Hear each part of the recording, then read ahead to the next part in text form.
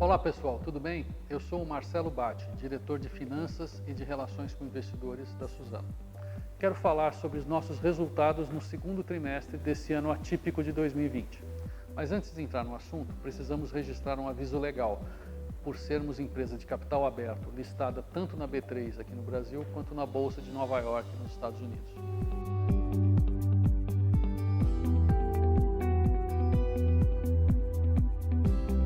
Agora vamos aos nossos números. Estamos muito satisfeitos com o resultado do trimestre. A nossa capacidade de gerar caixa, mesmo num cenário adverso de mercado, foi comprovada mais uma vez.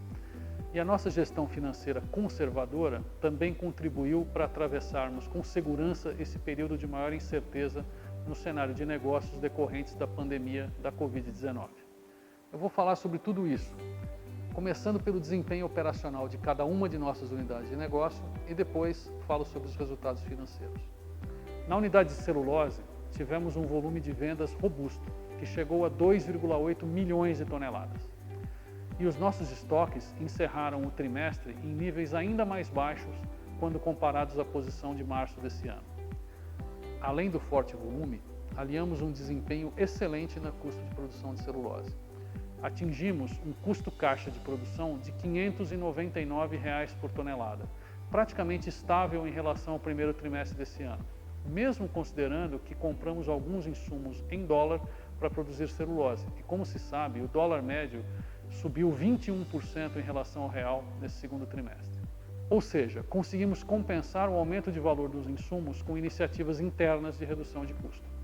Olhando rapidamente para a trajetória do último ano, temos reduzido sucessivamente o custo caixa de produção, que hoje está 14% inferior ao que estava um ano atrás. Esse tipo de conquista faz parte do esforço constante e consistente da Suzano em perseguir um aumento de eficiência operacional.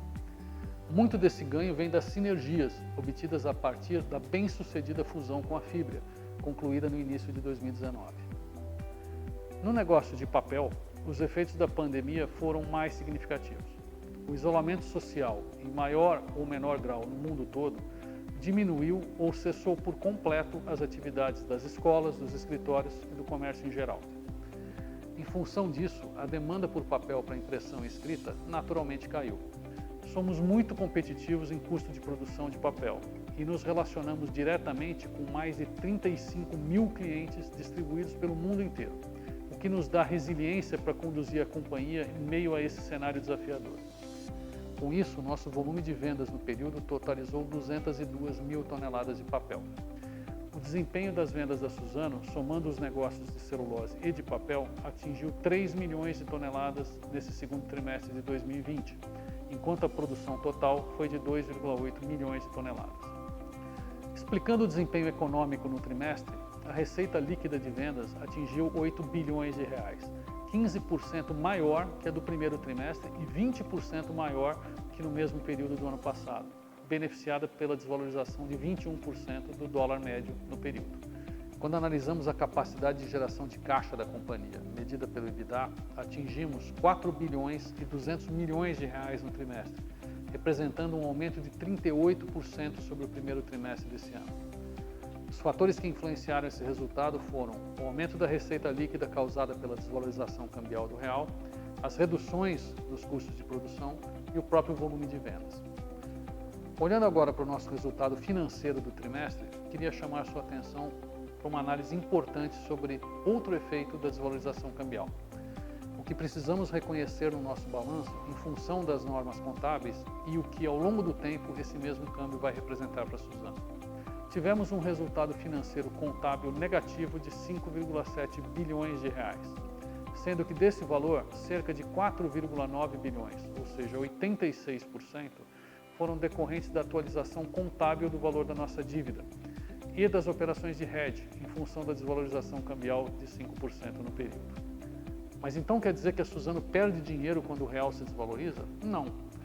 Um resultado contábil negativo por conta de desvalorização do real frente ao dólar não é obrigatoriamente ruim. E no caso da Suzano, definitivamente não é. O O resultado contábil é sempre uma foto registrada no balanço, enquanto a geração de caixa de uma companhia a um determinado patamar de câmbio é um filme que só é registrado contabilmente no balanço no decorrer do tempo. É importante, portanto, que para empresas como a Suzano, a análise econômica financeira não seja apenas sobre a foto, mas sim sobre todo o filme no decorrer do tempo. E o que mostra esse filme? Bom, como a Suzano é uma empresa exportadora e tem quase 90% de suas receitas atreladas ao dólar e a maior parte dos seus custos são em reais, a companhia sempre melhora sua margem e sempre gera mais caixa quando o dólar se valoriza. Para você ter uma referência, a cada 10 centavos de valorização do dólar, tudo mais constante, a Suzano gera por ano um adicional de aproximadamente 500 milhões de reais no seu EBITDA. Por outro lado, por adotar uma política financeira conservadora, que protege a capacidade da empresa gerar caixa em qualquer patamar de câmbio, a Suzano também precisa registrar alguns efeitos contábeis temporariamente negativos. Eu falei há pouco que a Suzano tem uma política financeira conservadora. Mas o que significa isso na prática? Bom, significa que por conta da nossa característica exportadora, nós buscamos constantemente duas coisas. Primeiro, dolarizar as dívidas contratadas originalmente em reais, para que a nossa dívida fique sempre na mesma moeda que recebemos a nossa receita. E segundo, proteger nosso fluxo de caixa de curto prazo, pois recebemos dólares em nossas vendas, mas a maior parte dos compromissos que temos que pagar é em reais. E por que fazemos isso? Porque desconhecemos qual será a taxa de câmbio no futuro. Então precisamos garantir que a Suzano, com os dólares que gera em sua atividade exportadora ao longo dos anos, sempre tenha recursos suficientes para pagar suas obrigações também ao longo dos anos. É assim que protegemos financeiramente a companhia. Fechando agora a análise do resultado contábil do trimestre, em função do efeito não caixa dessa desvalorização cambial sobre a dívida, registramos um prejuízo líquido de 2,1 bilhões de reais no período. A nossa solidez financeira é evidenciada por um prazo de dívida longo, com amortizações espalhadas no tempo e com uma taxa de juros baixa. Além disso, temos uma posição de liquidez mais que confortável para que possamos honrar os compromissos de curto prazo com tranquilidade. Terminamos o segundo trimestre com 12,7 bilhões de reais em caixa.